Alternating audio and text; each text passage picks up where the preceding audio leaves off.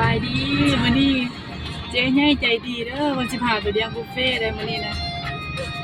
ทีมงานกินบ่ทางอิ่ม นี้นอนทางกระตื้นทางนี้นะ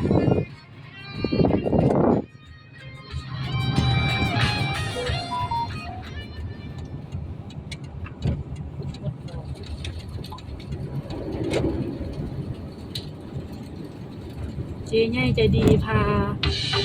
คนบ้านนอกเข้าในเมืองบ้านนอกกำลังไปในเมืองกำลังเข้าในเมืองกำลังเข้ามาชมในเมืองมันจริงงามสมของลำลือบ่สวรรค์เมืองเอกมาซอกผู้บ่าวอยู่สวรรค์ก็ผู้บ่าวอยู่ในเมียงบุ้ยเนาะผู้บ่าวจะคุณ มาด้วยพี่น้องเด้อ โอ้ยเห็นผู้ถ่ายคลิปดีกว่า เห็นก็ โอ้ยอายดิ บรรยากาศใดขนาดเนาะ โอ้ยทางไหนเครื่องของเนี่ย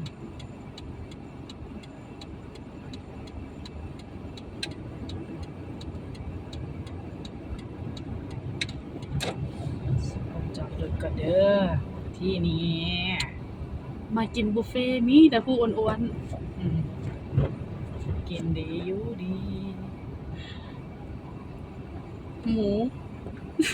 หมูมากินหมู หมูกินหมู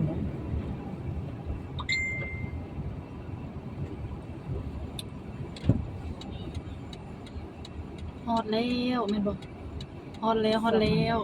เดี๋ยวเก็บบรรยากาศลงอีกเด้อบ่มีว่ะ ผักนะคนเต็มอยู่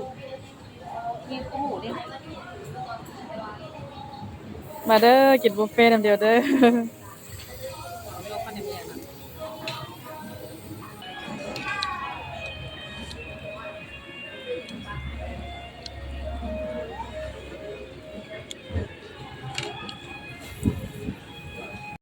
มาเด้อมากินบุฟเฟ่เด้ออยู่สวรรค์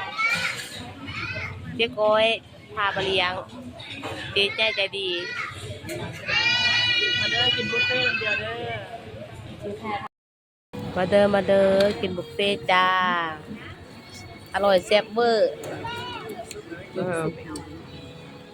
เจ๊ยิ้มเด้อค่ะ